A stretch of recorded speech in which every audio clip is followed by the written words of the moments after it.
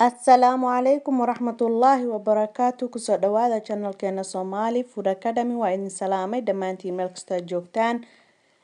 Maanta waxaan rabaa inaan kariyo bariiskana ujeedaan. Waxyaabaha uu ka kooban yahayna hadda ayaan isla arkaynaa. Waxaan ku shubay digsigan waa saliid cadeey, olive waad ku shuban kartaa, subag waad ku shuban kartaa, butter kii aad jeceshahay. Waxaan ku darayaa hal qaado yar oo xawaaji duuduub ah.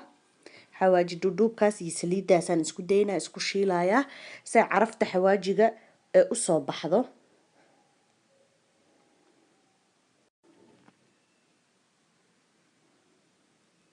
haddana waxaan ku darayaa waa basal aan soo jarjaray, soo yaryareeyay, si yaryar ayaan u soo jaray. basashaas iyo saliidaas iyo xawaajigaas baan isku shiilayaa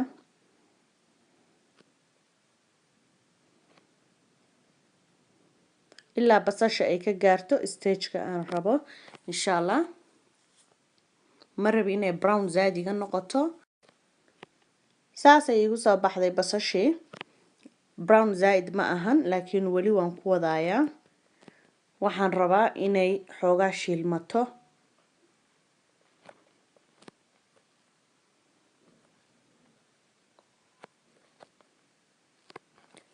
waxaan rabaa inaan hadda ku daro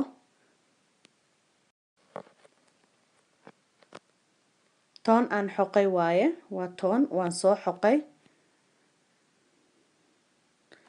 waxaan kaloo halkan iigu jira oo aan soo xoqay waa huruud, ayadana huruud aan xoqay. waxa kaloo asna iigu jira meeshan oo aan soo xoqay waa sanjabiil. saddexdaba waan xoqay. waxaan ku xoqay carrot grate-ga ama kaarooto xoqa baan ku xoqay.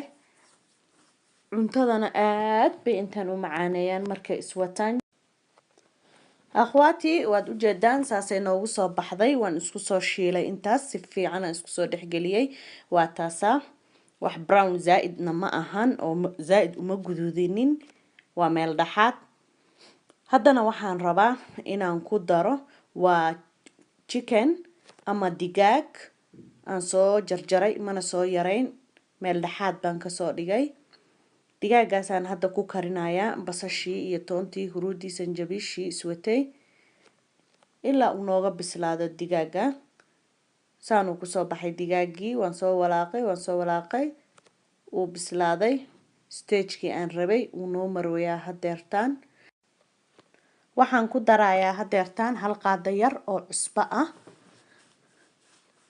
waan ku walaaqayaa mar kale cusbadii si cusbadu u dhex gasho. markaa aragtaan xumbadaas yarta ah, digaaga waa bisil yahay, waa ready, waa stage-kii aan ka rabnay ama meeshii aan ka rabnay. waxaan ku darayaa hadeer waa barbarooniga jaalaha ah oo aan isagana soo yaryareeyay, waan soo jarjaray. waxaan kaloo ku darayaa barbarooniga guduudan oo asagana aan soo jarjaro soo yaryareeyay. waxaan kaloo ku darayaa waa kabsar caleen ah ayadana soo jarjaray.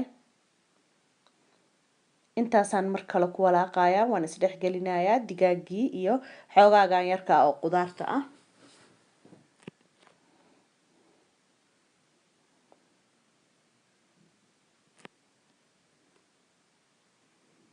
saasay noogu soo baxeen. haddana waxaan sameynayaa dhinac baan u kuusayaa ama iskugu geynayaa qudaarta iyo chickenka iswata ama digaaga. hal dhinac baan u geynayaa. dhinacaan waxaan rabaa inaan ku shubo ukun oo aan ku kariyo ukunta dhinacaan. halkan waxaa iigu jira 3 xabo oo ukun ah. waan garaacayaa 3daas xabo ukunta ah. si fiican aan u qasayaa.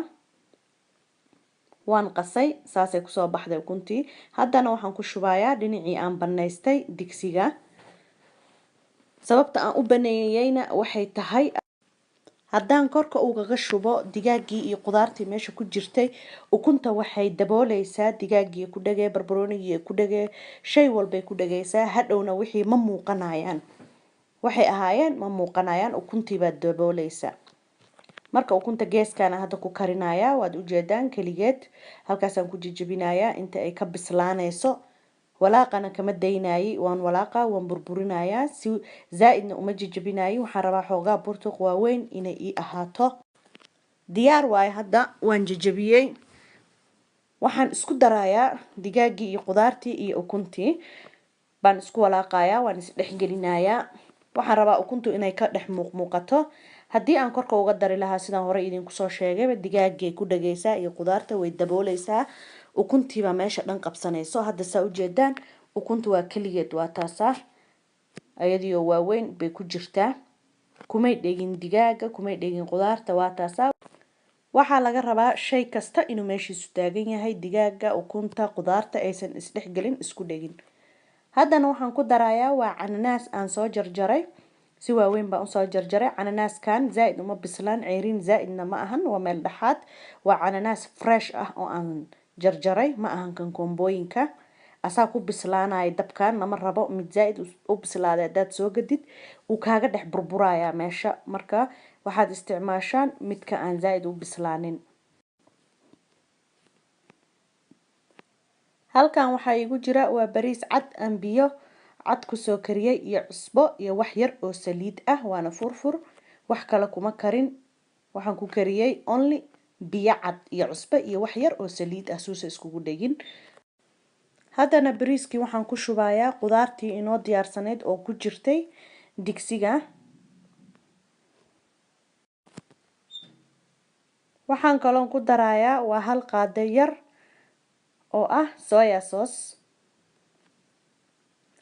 dark soya sauce way dark waan isku walaaqayaa hadda waxaan rabaa inaan si fiican isku dhexgeliyo isku walaaqo bariiskii qudaartii soya sauce-kii everything inay isdhexgalaan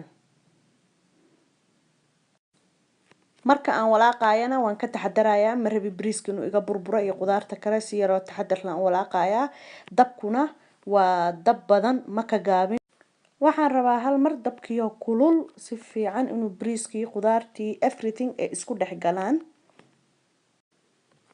haddana waa diyaar waxaan hadda guda galayaa saan u saaf gareyn lahaa halkan waxaa igu diyaarsan cananaaska qoloftiisa waa kaasa bariiskii wax walba wataa everything cananaaskii ukuntii cananaaskan gudaha anaa ka bixiyay cananaaskii aan ku kariyay bariiska ayuu ahaa gudihii baan kala baxay qoloftiina waan diyaarsaday saan ugu saaf gareeyo oon ugu gurto bariiskii iyo qudaartii iswatay waa qada yar oo simple oo macaan hawl badanna kaama rabto time badan ma rabto waa simple ready waaye waatana waa bariiskii cananaaskii ukuntii oo waaweyn wax yar oo qajaar ah waa simple waa qurux halkaasaan ku guray even miiskan ku geeyaa diningka aan ku saaf gareeyaa saxmada la u diyaariyaa qaadooyinka everything halkaasaa laga gurtaa waana qurux waana simple